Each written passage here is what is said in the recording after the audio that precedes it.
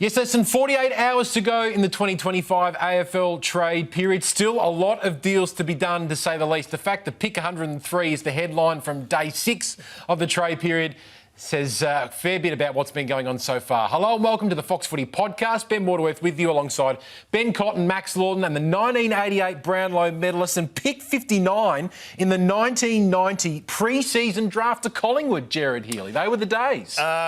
They were the days. It was a bit of a shock when I got called out. Never quite got there, but it would have been interesting had I been there. But at least I was part of a draft. Yes, you were. And you could say the 1990 coming up from, that was obviously a Collingwood premiership year as well, so you can say you can contributed to that in a minor way. BC, yes. Charlie Curnow and Sydney continues to be a story that is fascinating us all at the moment. What's the latest? Because he is New South Wales bound on Monday. That's right. So, gents, there hasn't been any movement, well, no significant movement today, but maybe the biggest story is Charlie Curnow touring the Swans or touring Sydney's facilities tonight to have a look and see if that's where he wants to go. Like, this is a pretty big step forward, clearly, in terms of him deciding on his future, because so far his preference has been to get to Geelong if he really wants to push to get to Sydney, or if Sydney becomes a good landing spot for him, which we think it will, then Sydney and, of course, Carlton have to get negotiating at the trade table. So we know that Sydney, we believe, is prepared to trade some players. So we're hearing about Will Hayward, James Rowbottom and Ollie Florence. Tommy Morris reporting tonight that Will Hayward is somewhat open. Yes. Yes. And, of course, Jared mentioned before, we know how much he loves James Rowbottom, so that would strike a chord there. But we think that clubs have asked the question about James Rowbottom and they think he might be gettable as opposed to Rowbottom wanting out. We know that he wants to stay, but Will Hayward and Ollie Florence, there's a big watch on both of those guys. Well, I can save Charlie a tour of the facility. Not much to see? It's like Disneyland. Okay. Just go to Disneyland. Long lines, It's really Disneyland hot. for AFL football, so you're not going to find a better facility. So if he's making his decision based on facilities, you can sign him up now. As for whether or not Hayward gets thrown in, look, it's hard for me as a person who's watched the Swans for one game short, I know it was a belting, one game short with all of these guys in the team. It's hard for me to contemplate all of a sudden when the Swans are going to lose the likes of Hayward or the Robotomizer, who I think can play the same role as Andrew Dunkley. And Josh Dunkley. Sorry, Josh Dunkley. Yep.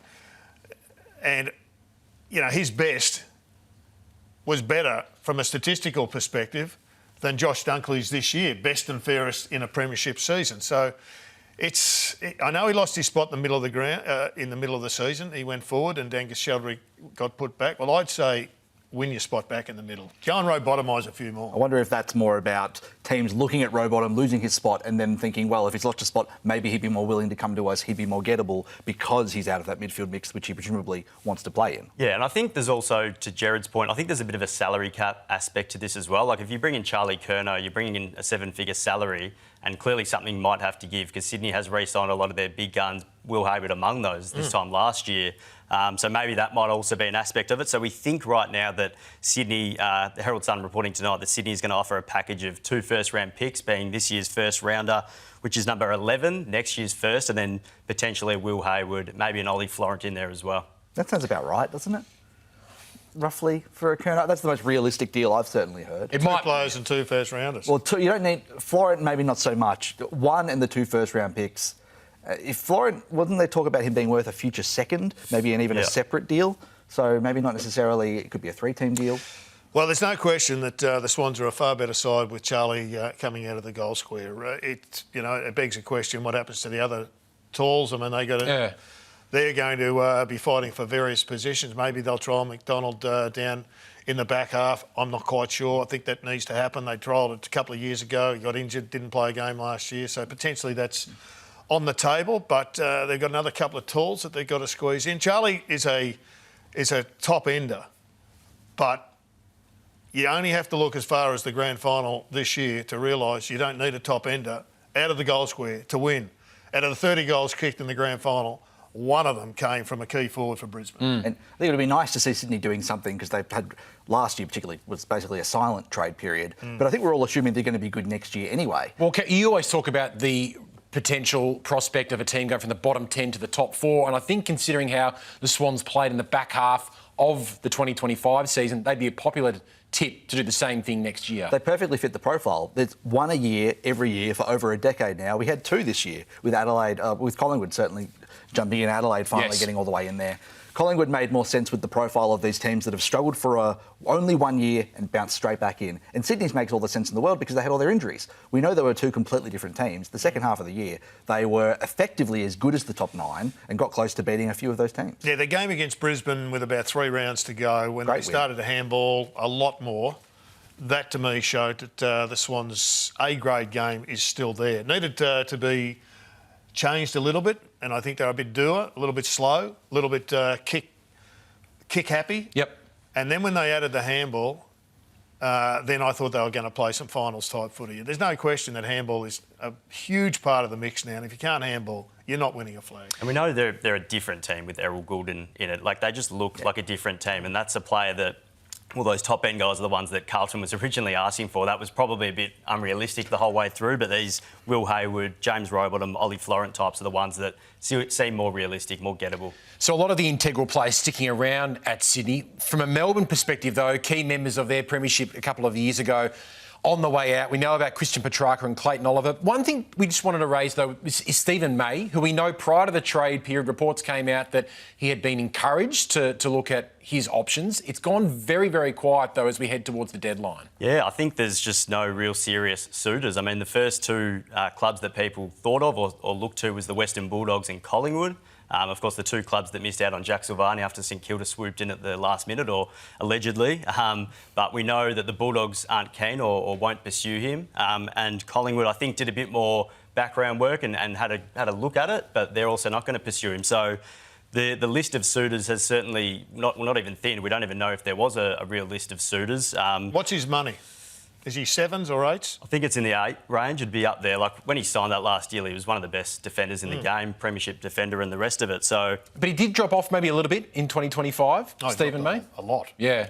I mean, his game against Jack Gunston was one of the lower ebbs of his career. I know he's coming back, I think, from a couple of weeks out, so there's some excuse there. Look, he's one of those guys where it's hard to know. Yeah.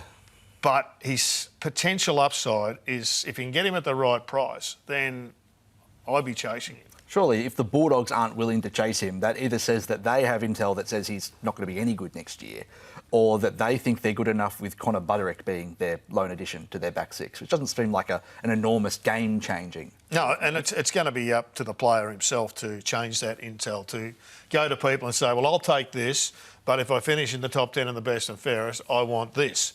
Back himself in. And if he did so, I think there'd be a number of clubs. You can think of 3 or 4 other clubs. The Swans, for instance, they need another key defender just as much as they need Charlie Curnow. Probably more, I would argue. Don't disagree with that. Now, are they going to, sell the farm to get him? No. But if the farm's coming at 25% of retail, well, then you'd have a crack. Must be a Geelong farm. What about if the D's do hold on to Stephen May? So he's got that 1 year left on his contract, and as we mentioned, his form did drop off a little bit in 2025.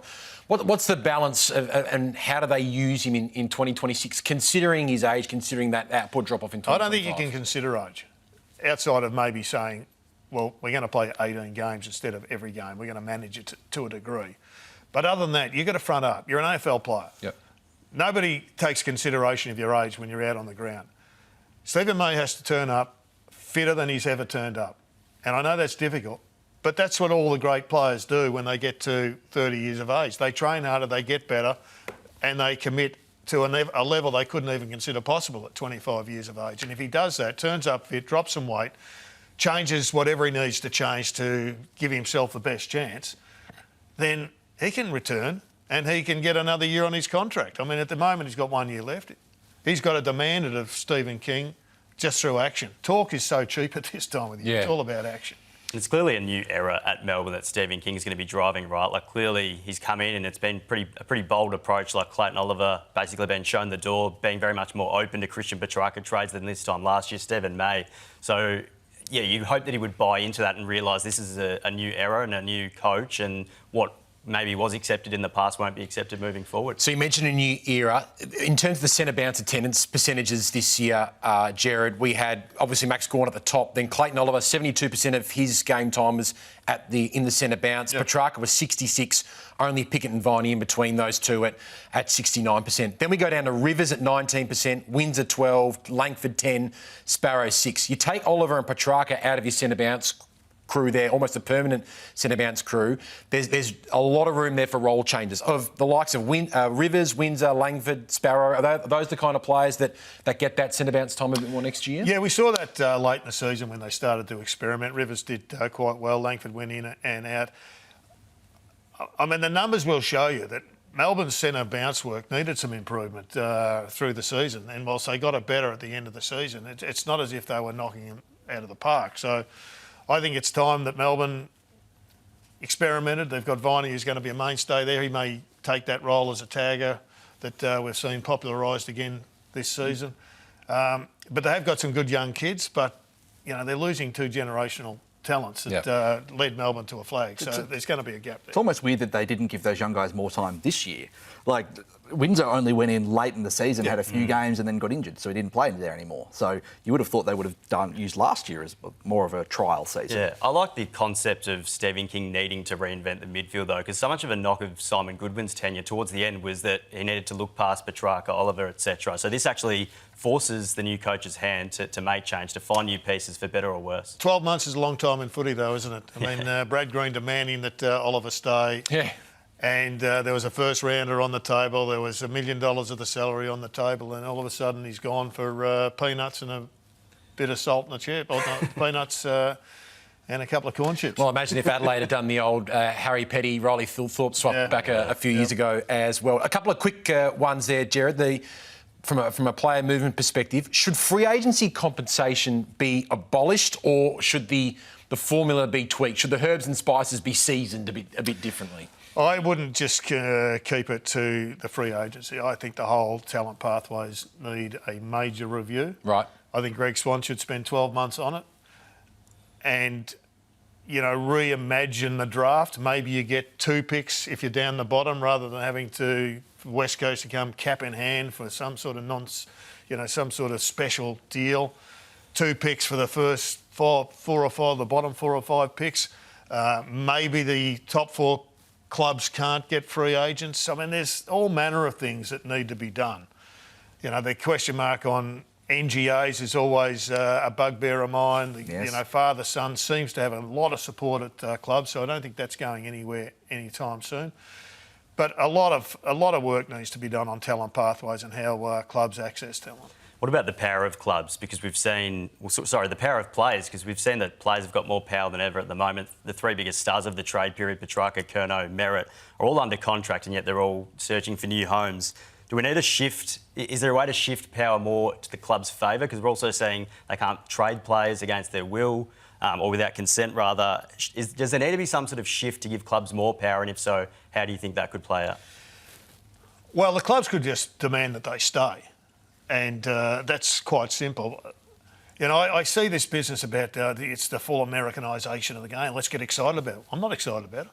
I think the game is messy at this stage with all these players going here and there. I see players that don't want to leave their clubs. They've signed, the clubs have committed to them 12 months ago to a 4 or 5 year deal, and all of a sudden they're considering tipping them out, or they're telling them to consider their options. To me, that's messy, and to me, that's difficult to swallow if you're a player. So there's fault on players and there's fault on clubs, and there's absolutely fault with player managers who are just shopping people around willy-nilly and say, oh, it's okay in America, that's fine. Well, there's a lot of things in America that aren't fine. It's true.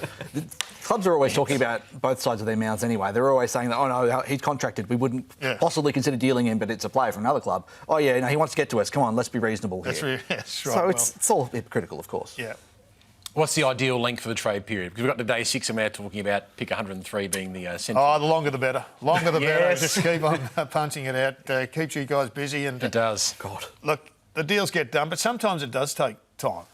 I mean, sometimes it takes players, you know, a few days to get their head around potentially moving. And sometimes it takes clubs a little bit of time to get their head around letting a guy go and taking the poison pill.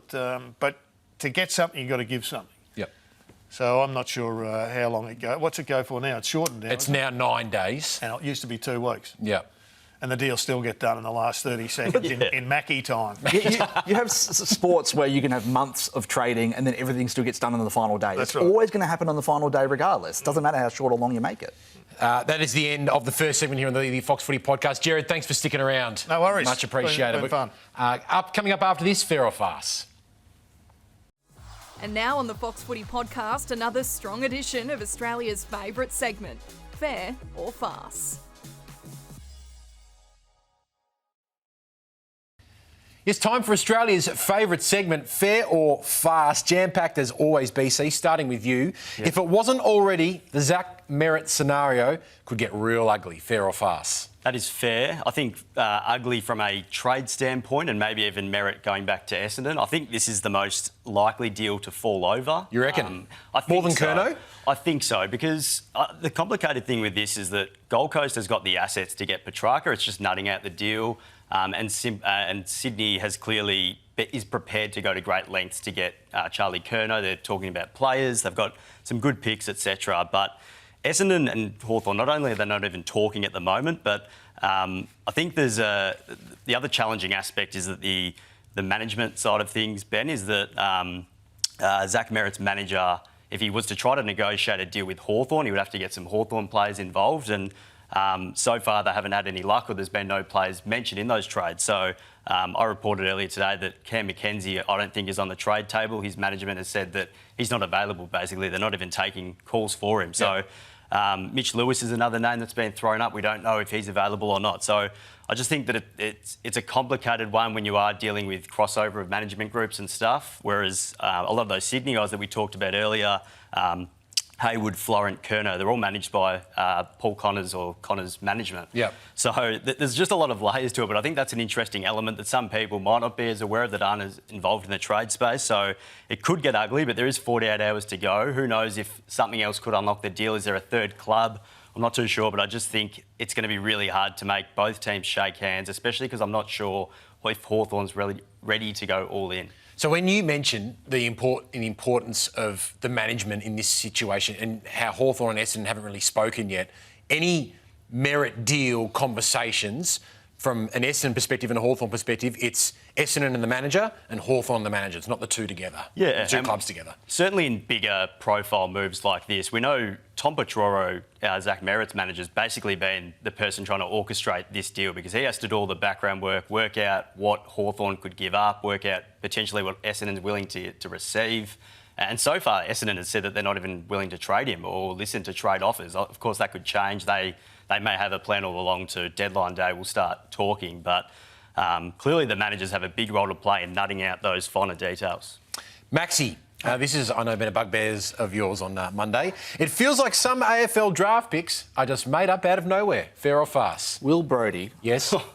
I would be insulted if I was Will Brodie. Would you? Because not only am I only worth a fictional draft pick 103, I'm not even worth a better fictional draft pick of a 5th round pick. I'm worth a 6th round pick. But hang on, so pick 103 was part of the official paperwork, so it has to be an official pick, doesn't it? You would think so. And look, these picks have to exist because of this rule around you have to have 3 picks going into the draft. Yep. So every club will have picks based on their drafts, their list spots, and effectively we go into draft night and they make up rounds and teams will have 7th and 8th round picks even though everyone else has passed. It's so stupid and I don't know why they just don't have a set structure. But also, I think the AFL is making these picks up because I looked on their website, right? And you check today and you go, oh, Fremantle's traded pick 103. And then suddenly all of these teams have picks in the 100s and the 110s. Out of nowhere. They're all listed. Randy Orton style. And then exactly. They've RKO'd me, certainly. And then I checked the Internet Archive. Yes. And last week on the AFL website, which presumably is the official information source, these picks didn't exist. So either there are 2 scenarios here. Either the league has made these picks up to suit this trade happening, or the official source of information is relied upon by an editorial staff who are having to put these picks in. Wait, 103, we're going to give all these teams picks. Let's make it look not quite so silly. And it would be nice to have an official information source about draft picks, Ben. Right, yes. Just a thought. Well, and the thing is, in recent times, like the draft, I think even this year might be as much as 60 picks, somewhere around, like as in like 60 picks will be will be taken. Yes, it's roughly like 63, 65-ish usually most years. And so this pick won't get used. Like Fremantle is only getting this pick because this is the worst pick that Port Adelaide could trade. And it's effectively Fremantle's dumping whatever salary Will Brodie has. So I understand it, but it's just still so silly. So speaking of Port Adelaide there, BC, Port Adelaide aren't big fans of the 2025 draft pool. Fair or farce? That is fair. I think that is very fair. Not the 103rd best prospect, whoever he is. Port Adelaide's draft hand right now is pick 49, and then to Max's point before, they have pick 85 and 103.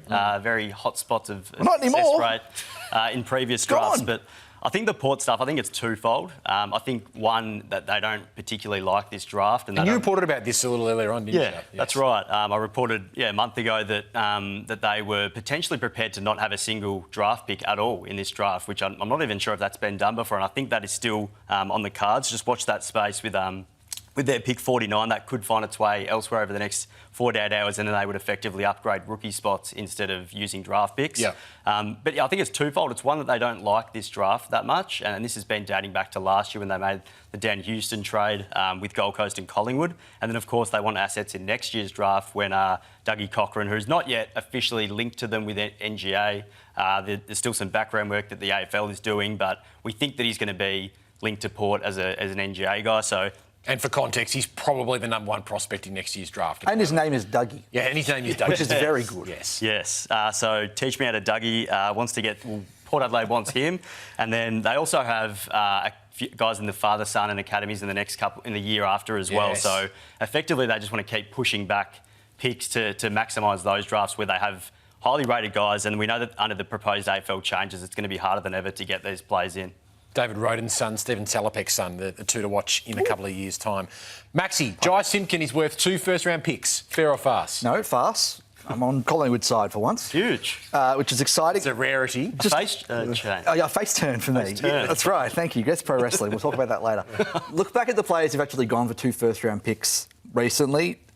Shea Bolton kind of did. He was 3 for 1, effectively. Tim Taranto was for picks 12 and 19. Probably overpriced based on production since. He's been fine for Richmond, certainly. But he won their best and fairest this year. You know. Did you watch Richmond play, Ben? Well, they didn't win a lot of games. Yeah, but, probably more than expected. More than expected, that's true. Maybe they just need to find a Gold Coast, because Dan Rioli went for 6 and 23. Right. That sounds about the right price, except Gold Coast is in that weird position where it's, again, its draft picks are fictional. Yeah. So, no, he's not worth 2 first-round picks, and that's why I think he'll stay at North Melbourne. BC, Brisbane is going to have to soften its stance on Cal Archie's value. Fair or farce? Fair, very much so fair. This is a tough one. So Brisbane wants a first-round pick. They want Adelaide's pick 16. He could have initially moved as a free agent. Yes. So he's out of contract. He's 28 years old, and Brisbane wants to get pick 16 or a future first, and Adelaide is saying no, we don't want to give that much. We want to give maybe a future second or whatever it is. They've got their next pick is pick 48.